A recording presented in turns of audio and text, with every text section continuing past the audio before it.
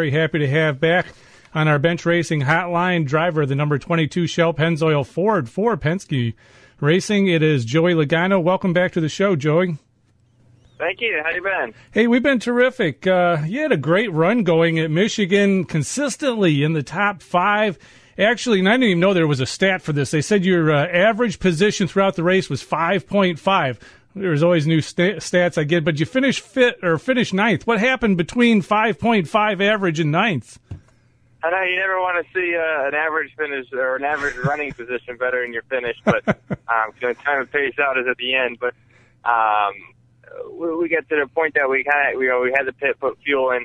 A lot of guys had 2 tires. We've put 4 on, and just tires aren't really worth much there at Michigan, and just wasn't able to overcome where we started there, and also we started on the inside lane. That was definitely not the preferred lane.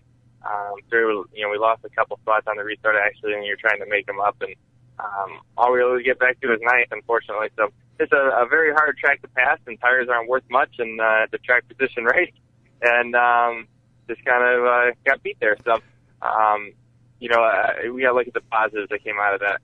Like you said, our average running position was 5th. We'd led a lot of laps. We were up there in the second and third spots most of the day.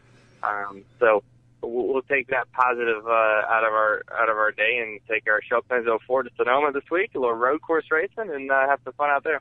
Well, we'll talk about that road course thing in a second, but it was an interesting race at Michigan this week.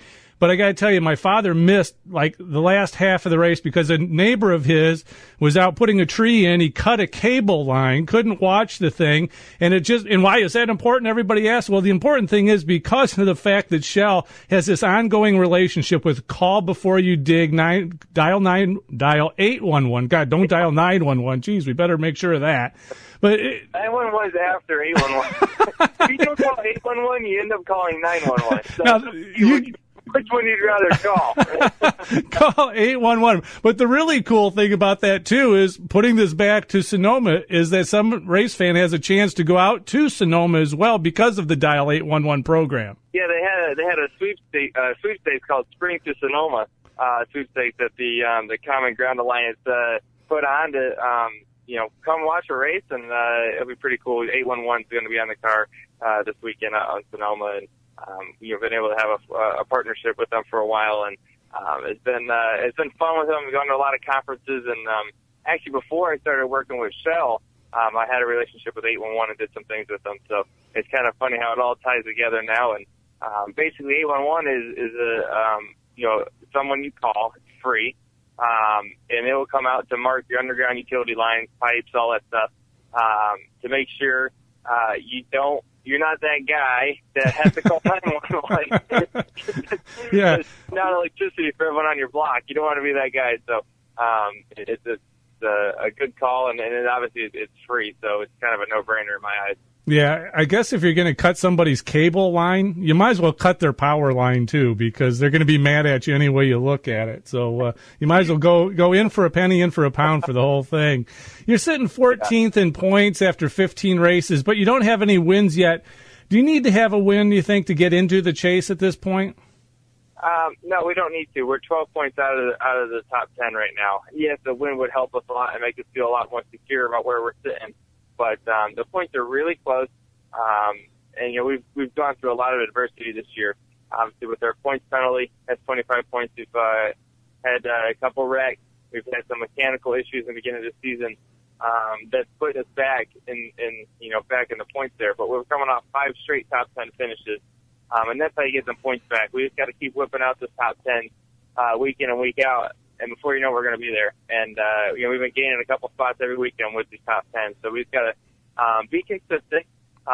We don't have to go for broke yet. We don't have to go checkers or wreckers, making those gutsy quick calls or driving the car extra risky to get that win. If the opportunity presents itself, we're going to do what we got to do to win the race. But if not, we have to make sure we don't have any more bad races, because that's going to really hurt our chances. So we just got to be consistent right now, and that'll get us back up in there. There's been a lot of talk this week about Roger and Jack Roush going to share more information to improve performance. Are you comfortable with, in essence, getting 3 more teammates? Well, I wouldn't say they're teammates, but we're working closer together as one team as in Ford, and that's, obviously there's fine lines there on, what each team is going to want to share to help each other. But I think the common things we can work on together, to bring, Ford racing stronger is what we're going to have to work on to get better. And then that's what we're going to do is, to try to get better. We got to work hard and try to, take all our resources, and make the best powerhouse teams we can make. Any new job has an adjustment period to it. After 15 races, are you comfortable at Penske, or wasn't there really much of an adjustment period for you? Well, there's an adjustment period because you know nobody when you walk in there. It's like you get used to one place, for over 7 years. Right. And then you walk in a new place and you don't know anybody, you don't know what's going on and what the systems are and what people do. And there's a lot to that. So I was able to figure that out pretty quick. Obviously Roger's helped me out a lot with that. He's so involved, which is awesome as an owner, to have a guy that's, very passionate about the sport. And he calls me all the time. So I think it's cool to have, Roger Penske owning my race car and being that involved and wanting to go out there and win races and do whatever it takes to do it. That's the type of guy you want to work for. And it's been a privilege so far. You mentioned earlier that we're going to be heading out to Sonoma now this week. And when we had you on the show last time, we talked a little bit about the fact that you grew up in quarter midgets, went to the Bandolero route, all that kind of stuff as you were a kid growing up. But that was all oval stuff. Now they're heading to Sonoma on the road course. Are you comfortable with the whole road course thing? Yeah, I like road courses. I think the last 3 road courses I went to, or maybe 4 road courses, were top 10 finishes. So, to be honest with you, I was really bad at them when I first started, and I worked at Max Pappas quite a bit, and some other road course racers, and Ford said a little bit too. I was able to pick up some tips on what they do and what they look for in their race car and what makes a good road course car, and was able to learn a little bit from that. And we've been haven't won one yet, but we've got a pole at one and been fairly successful at them. So hopefully Sonoma's the weekend for it. Now, I also know the last time we talked to you, I asked you if you had anything on your bucket list, and you said you really didn't. You're just kind of living in the present. But you've gotten better at this road course thing. You don't have any wish to fly over to France sometime and maybe run the 24 Hours of Le Mans? I mean, I probably would someday. I would like to do that, but I'm so focused in on, winning NASCAR championships and winning races over here that that's what I want to do, and I'm enjoying that. So I'm focused on doing that. I think anytime you start, running a bunch of different race cars and doing a whole bunch of different things, and you start to lose focus on what got you here, and you got to make sure you don't lose sight of those goals. By getting sidetracked by doing other projects like that.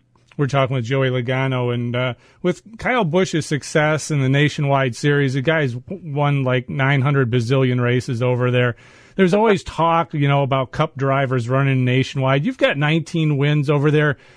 Does your perspective change, or do you still like running the Nationwide thing? Does it really give you information, even though the cars are somewhat different, to be able to help you on Sunday from what you learn on Saturday?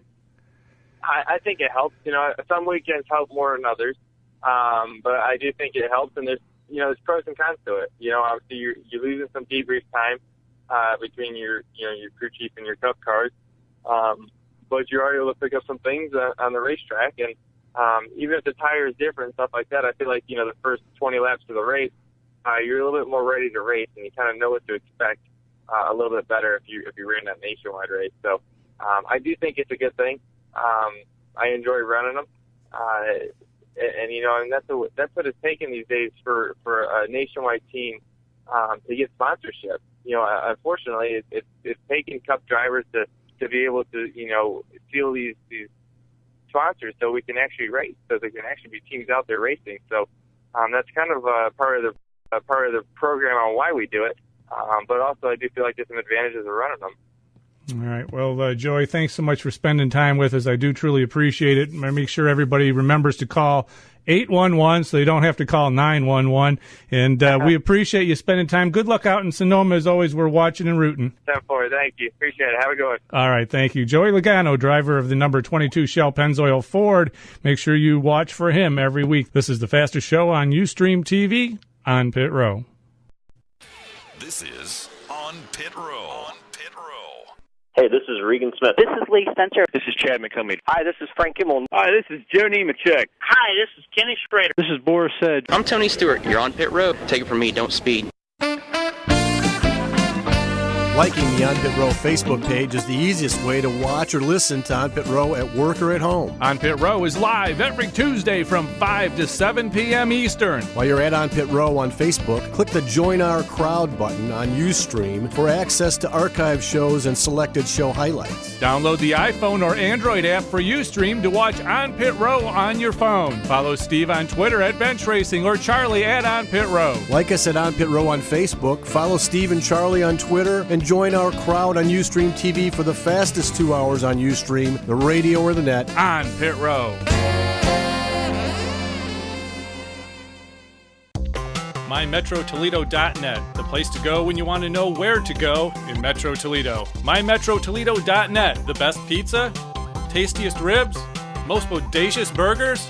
Find them at MyMetroToledo.net. Fabulous festivals, the hippest concerts. Where's the Wi-Fi? MyMetroToledo.net knows. Whether you're a visitor or veteran, when you want to know where to go in Metro Toledo, go to MyMetroToledo.net.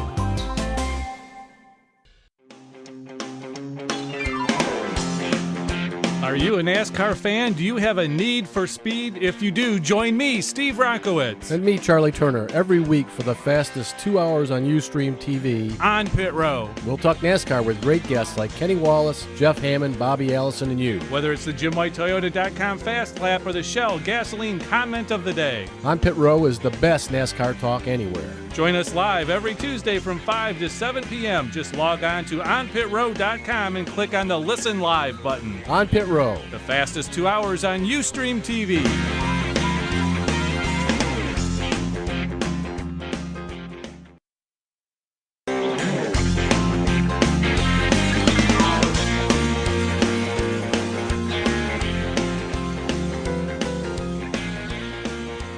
Yeah, thank you. It definitely going to enjoy this one. I know it's one of Greg's home tracks. He's from Michigan, so excited about that. And it seemed like once we got the car out front, it really came to life. It was kind of surprising in qualifying a little bit. We thought we were going to be way better than that, and we're scratching our head a little bit after that, and weren't too sure what happened, but knew we had a good race car still, and it was a situation where Greg made some really good adjustments, made some great pit calls to get us the track position, get us up front. We caught a little bit of a break with a timely caution there, which helped our track position to play out the way we needed it to. And once it was up there, then it was a situation of holding off the 32.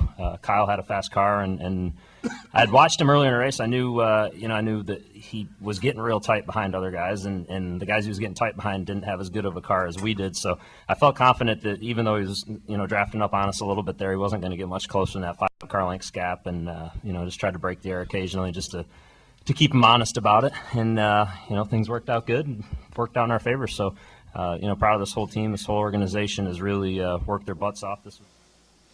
Welcome back, everybody, to On Pit Row. Steve Ronkowitz, Charlie Turner with you live from the original Gino's Pizza and Grill. Very happy to welcome back to our bench racing hotline Dan